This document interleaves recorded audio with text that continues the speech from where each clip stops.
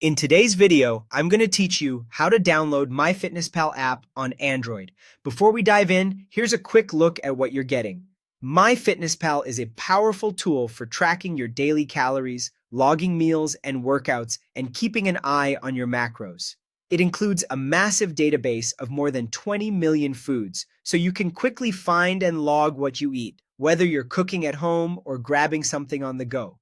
To follow along smoothly, make sure you're using an Android phone with the Google Play Store installed, have an internet connection through Wi-Fi or mobile data, and, ideally, be on Android 12 or higher for the best experience. Let's get started. First, open the Google Play Store on your Android phone. You'll find it in your app drawer or on your home screen. It's the app with the multicolored triangle icon. If the Play Store asks you to update or confirm your account, just follow the on-screen prompts so you can continue. Next, tap the search bar at the top of the Play Store and type MyFitnessPal. As results appear, look for the official listing called MyFitnessPal Calorie Counter. To make sure you're getting the right one, check that the developer is listed as MyFitnessPal Inc. This helps you avoid lookalike apps and ensures you get the secure, up-to-date version. When you found the correct app, tap Install. The app is free to download, and you may see a note about in-app purchases, which simply means there are optional premium features you can choose later.